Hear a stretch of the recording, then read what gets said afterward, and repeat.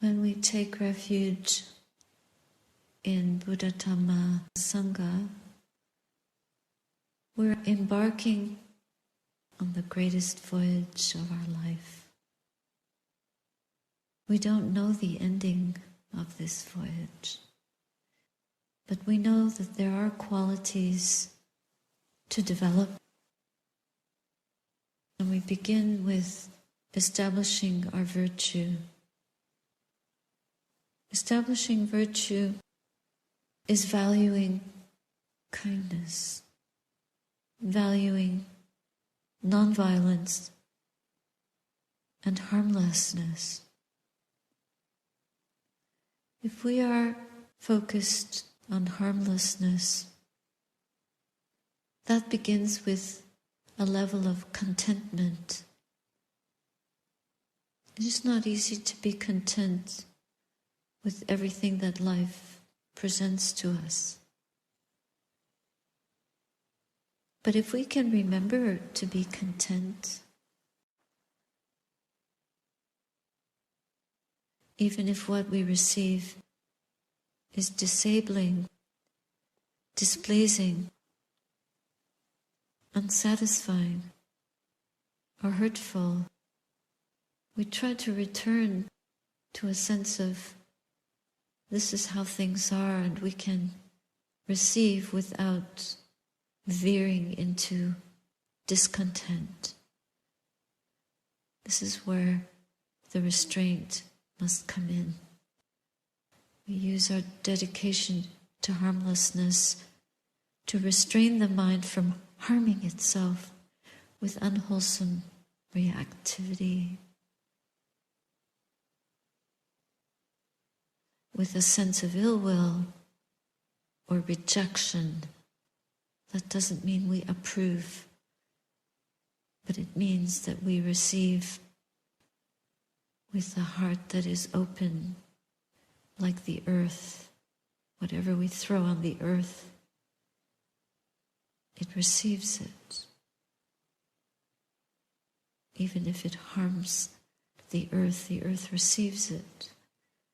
Oh, this is a wound, but it remains strong and open to us as a foundation. It may sound a little paradoxical, but examining that closely, we gain strength from developing this attitude, because contentment is generous. It's mindful and generous to the moment. It puts us in a receptive posture from which we can develop goodwill, unconditional goodwill. Glimpses of goodwill, don't do it. So we practice generating goodwill out of this sense of contentment with things, even if we're struggling. As soon as we have some level of, it's okay, I can do this, we gather up more strength so that we can face what we have to face and bring something good out of it.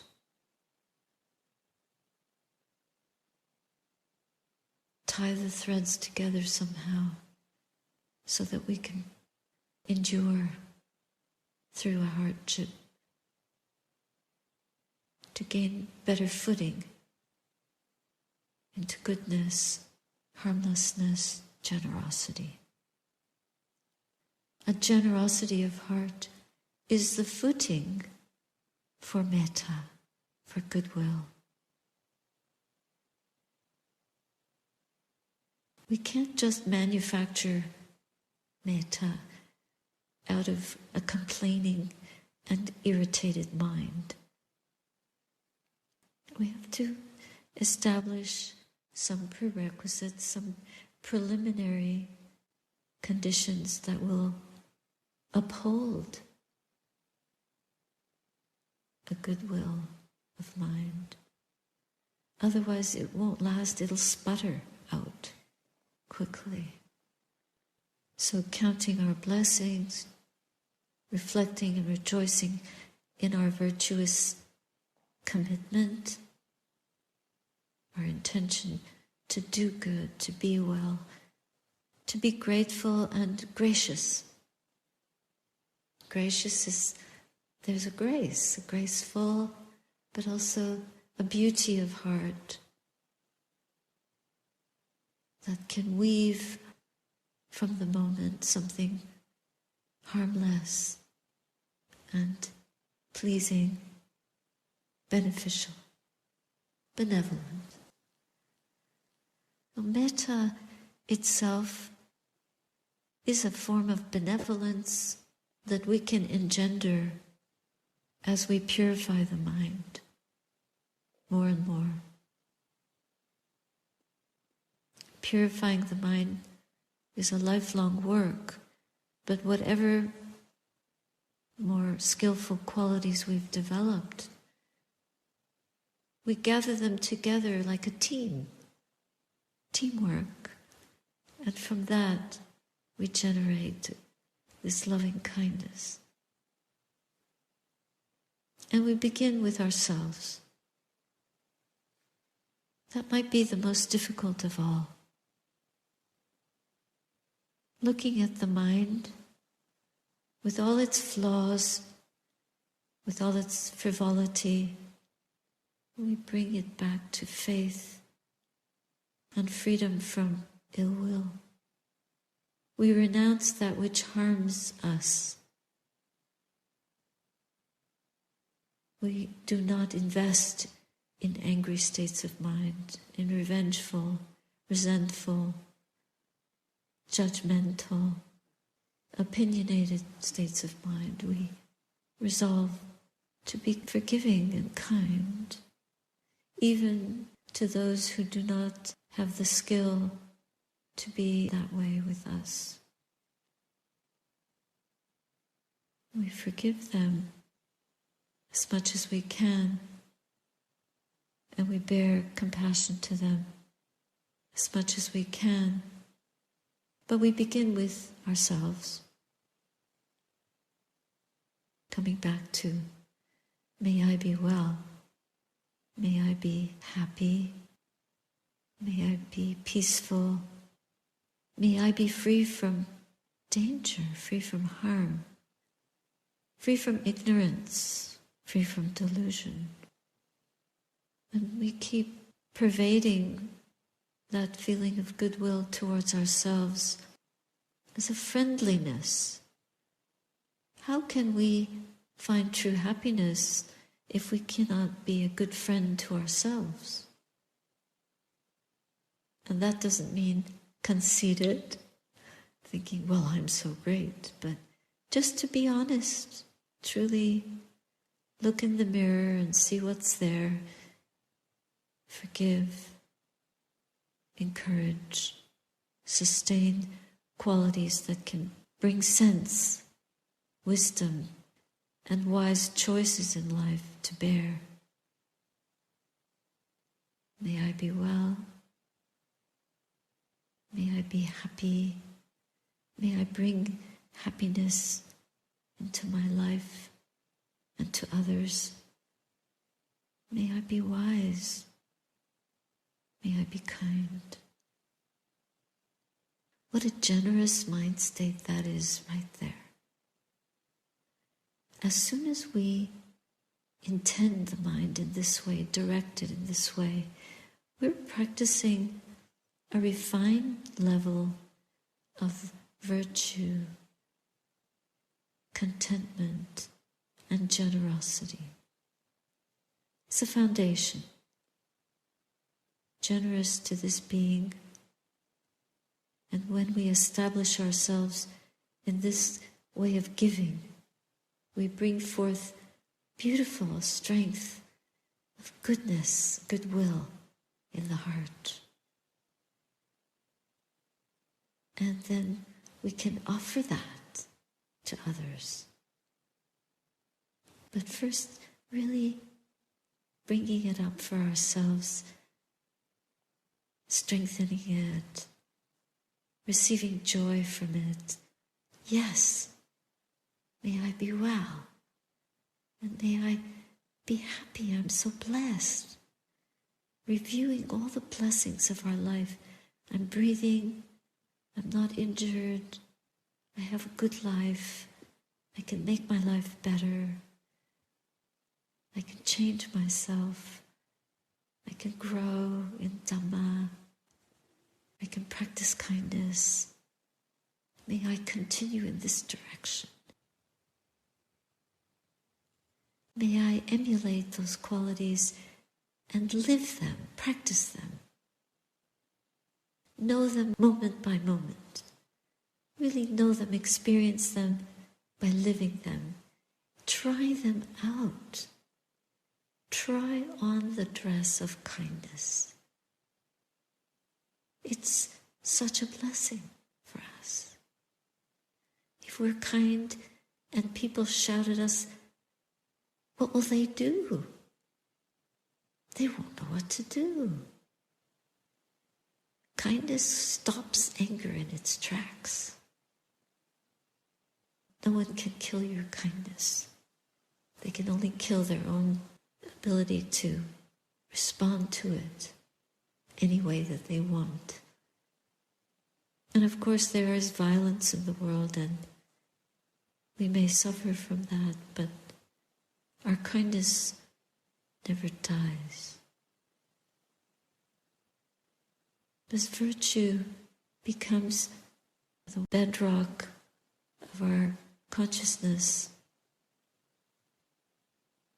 It establishes itself deeply within us so that we are kind through and through.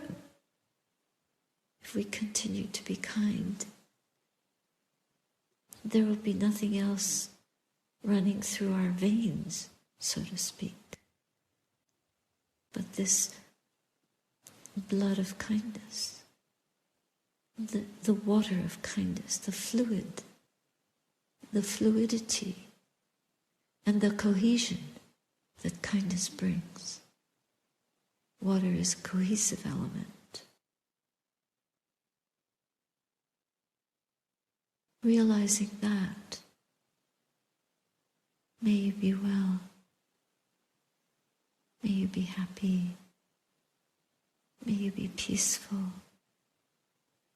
may you be free from harm. We start to turn that wealth, that treasure of kindness towards others from a heart that has tasted it, felt it,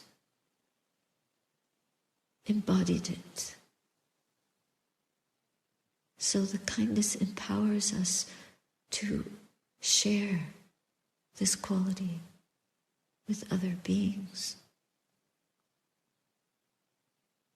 We turn to beings in the 10 directions. We look to the north. May all beings in the north be well. May they be happy. May they be free from harm, free from danger. May they be warm. May they not be hungry. May they be free. All beings in the north.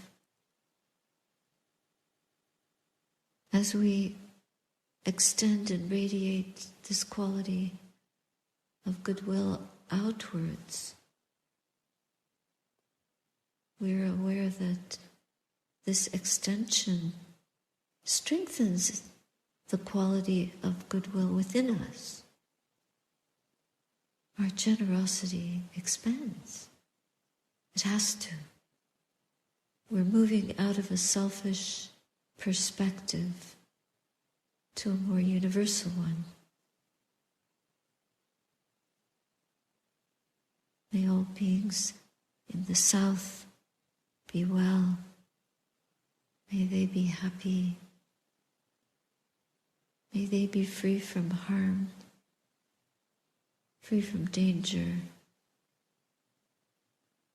May they live in freedom, skillfully restrained by goodness, but free to live well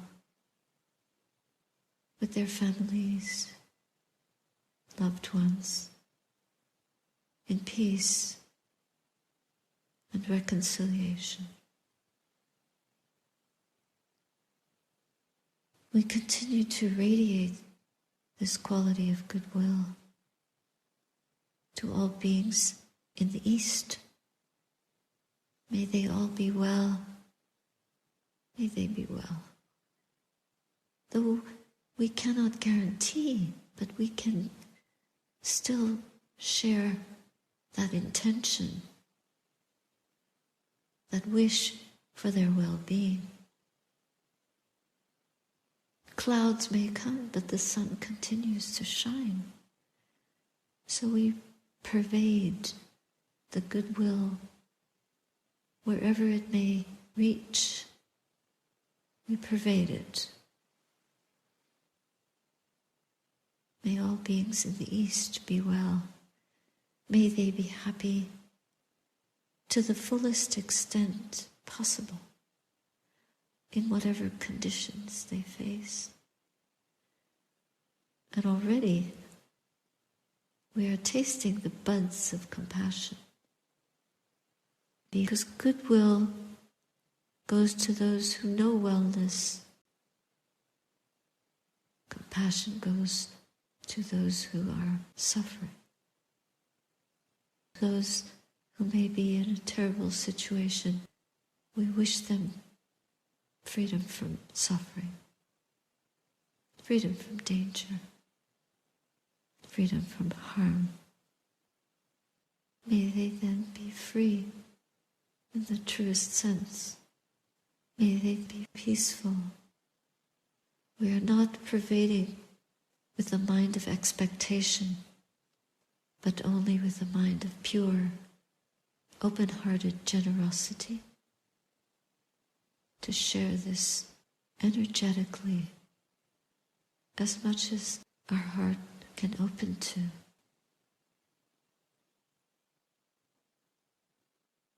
And we do this for beings in the Western direction as well.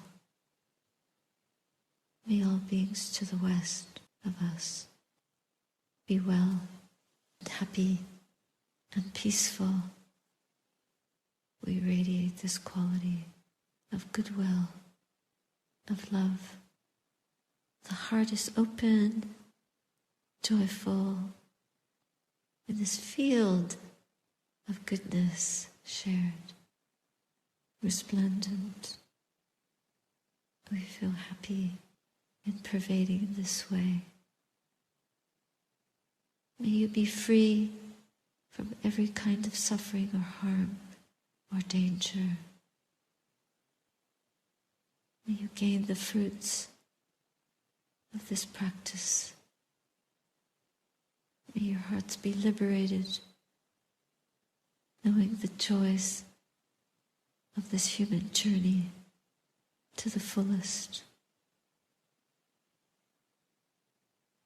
There are beings in the northeast.